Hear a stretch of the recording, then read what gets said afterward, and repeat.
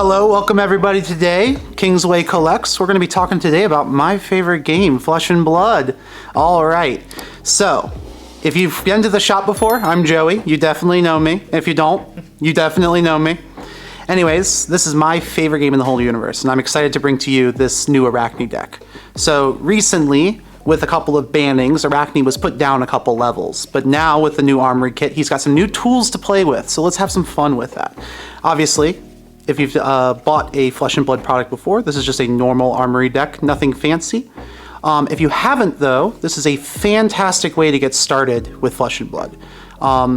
It's definitely intimidating to get started with a new card game, but I think they do a great job of making these very easy to play decks out of the box and to understand their sort of ideas. All right, so let's get this open and see how we feel about everything in here. The fun part. I cleaned my nails for this. All right. Whee! Nothing fancy with the product itself. Usually just comes in with these sleeves. And of course, we get the actual deck with a couple cards. A little spoiler there already. And of course, the only thing the game comes with is a how to play. I cannot highly recommend enough going to your local shop, either us or anywhere else, to learn the game. People are happy to teach this game. It's a fantastic game. But just kind of shows you the basics, the arena and stuff like that if you've never played before, what all the symbols mean, and of course our titular guy. So let's get this open.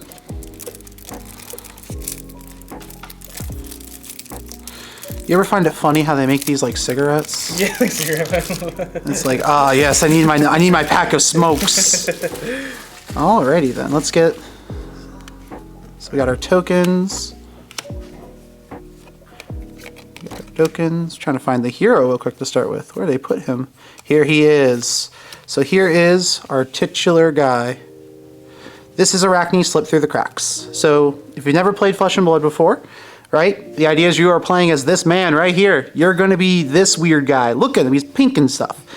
So the cool thing with Slippy, as he's casually known, is that he's got a pretty simple ability. The first attack with stealth each turn gains go again. So unlike most assassins where you only really attack with one attack after your dagger, and you're going to be threatening that hit, with Slippy instead, we're going to be making you choose bad or worse. So that's what's great about this guy. It gives your opponent all the bad decisions to make. So if you come from Magic and you like Dimir control, or if like things like that, this will be a great thing to start with. Now, usually with these precons, the first thing we need to talk about is the equipment. So we have, let me see if I can get all these in here. Here, you want to zoom out a little bit for me? Perfect. So with the new sets, there we go. With these new precons, always the most exciting thing to talk about is the equipment suites. So I think the thing that most people are excited about in this set is going to be Prey Spotters, the headpiece, which allows you at reaction speed to mark your opponent, letting you do your sort of really gotcha plays out of nowhere, and having it always on the board. Not to mention it's battle worn, so you can block with it and still get the value out of it later. The other, and probably the more exciting one, is Rage Baiters over here. It being a reaction speed, all your cards with stealth gains when this hits a hero, mark them. Arakni always had the issue of having to mark his opponents either with Hunter's Claves or Flick Knives. So if you're not ready to go and buy a set of Flick Knives, Rage Baiters is a great option to work from as well. Unlike the headpiece though, it does have Blade Break. So once you're in the end game and you need to block with it, you gotta block with it. The other two are very interesting as well. Stalker Steps, of course, they've been giving a lot of assassins Arcane Barrier on their equipment due to the fact of their soft gameplay into wizards. So seeing another set like that's pretty nice. And then finally the Night Cowl. Until end of turn, whenever you play this, attack action cards with stealth gain a resource. So it's quite interesting since a lot of the all the laces, are they laced with blood rot? I believe they're laced with blood rot. No, not laced, sorry. Ooh, now I gotta look it up because I know it's in here. A lot of the cards, we're gonna get into this eventually. Spoilers, all of them. There we go, the spikes. All the spikes, which are really, really good power plays for you, all cost 1. So when you have a couple of these in hand and a single action, a single stealth card to attack with, you can really push it over with all these spikes. So it can allow for a super powerful play. And of course, as you can see, hopefully, is that all of these are in lovely foil. So if you are a collector, the precons always come with foil equipment. There you go. I love the foiling in this game. Perfect. All right, let's move on to the actual deck list. Oh, of course, we gotta forget about a really exciting thing here as well. For those of you who weren't around, this used to be a very expensive card. This is Hunter's Clave, one of the most important cards in the deck. Now you just get it with the deck. And then not to mention Arakni's classic Spider's Bite. Of course, these two daggers making it really hard to understand when to block. And that's always the gimmick with assassins, knowing when to block their attacks and when to actually let them kind of do their thing. All right, let's go over the actual deck now. Now, as we mentioned before with Slippy's ability, the next attack with stealth gains Go Again, which means that you can attack with one attack, even if it doesn't have Go Again, then attack with another one to make double threats happen. Now, luckily, with most Fab decks, they usually come with 3 ofs. If you've never played Flesh and Blood, that's how many we have in a play set. So unlike buying something like a Yu-Gi-Oh! Starter deck where you need to buy 3 to get the important card, you should come with all 3. The only time this isn't true is reprints, which there are a couple in the set. So we just get our classic suite of these stealth attacks that we really care about. Art of Desire Body, Creep, a very powerful one in Infect. We get our first reprint here, Infiltrate. This is always a funny card because if you've never seen it before, whenever you hit a hero, banish the top card of their deck and you may play it until the end of turn. If you're a Magic player and you like Siphon Insight and cards like that, whoo boy, you're gonna love this one. I've seen some ridiculous plays off this. It's always funny when you hit something you really want off of it. Of course, one of the most powerful interruptions in the game, Mark of the Black Widow, Mark of the Funnel Whip. Now, unlike the reprints, whenever there's a new card in the set, they always give you 3 of. So in this case, we have Meet Madness. So this is a very interesting card. So it is a stealth attack, just like we care about, so we can give it Go Again. And when it hits, because it is a Chaos card, the fun thing about Chaos is we get to roll the dice and see what happens. Whenever this hits a hero, choose one at random. You can either make them banish a card from their hand, banish a card from their arsenal, or banish the top card of their deck. I think most people are really hoping for that first one, banish a card from their hand, but 2 out of 3 hits ain't bad, so I think a lot of people are actually going to run this surprisingly. But we'll just see what time says as the meta and the decks evolve. Continuing our suite of stealth attacks, we have Pick to Pieces, Prowl, which helps buff your next attack. So if you start with Prowl and you go in and attack with the next attack, it'll be buffed.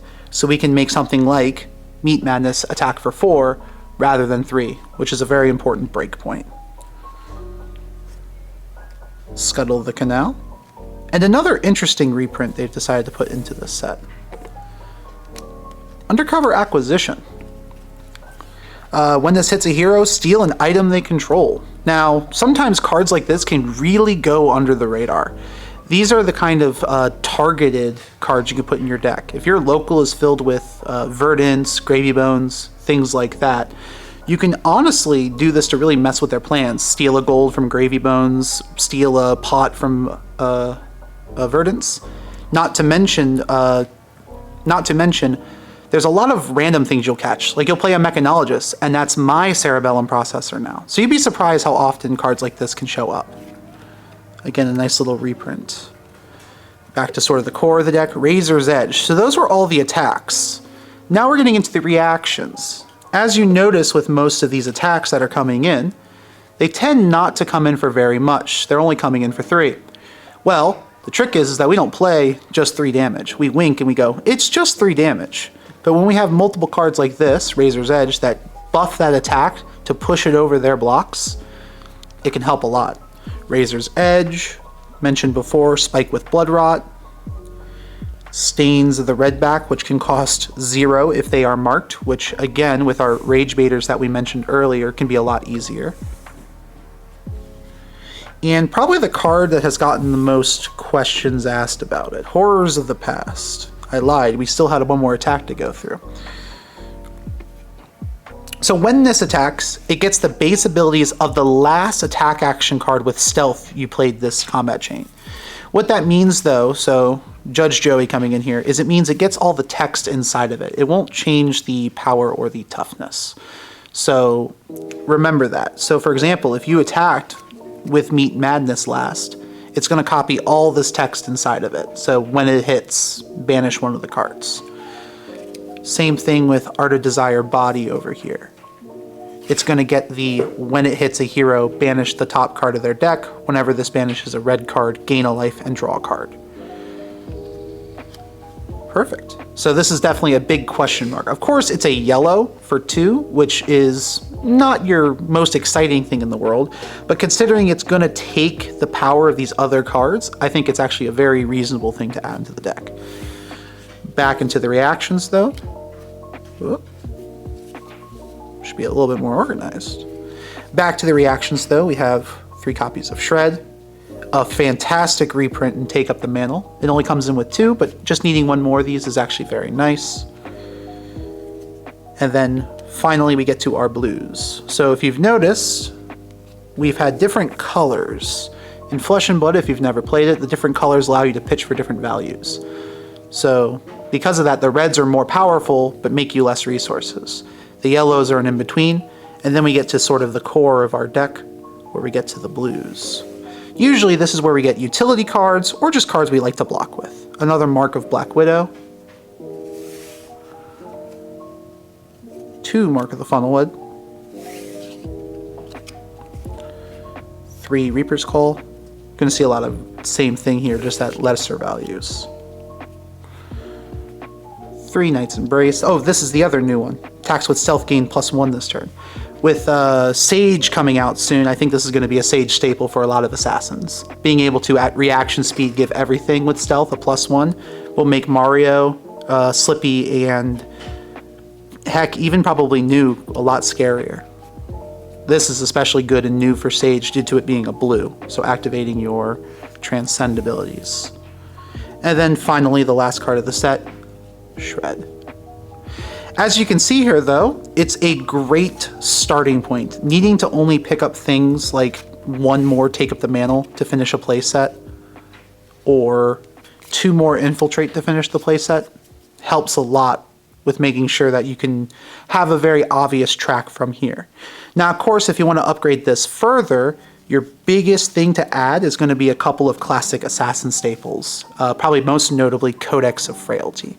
Though there are versions of Slippy that you can get away with without them. Again, thank you all for coming in. This has been the Slippy deck. Yes, he's got a very funny name, Slip Through the Cracks. I don't know if you've been around in 2000s internet speak, but the elite speak can be quite fun. All right, thank you all for coming. This has been Joey from Kingsway Collects. You guys all have a lovely day now.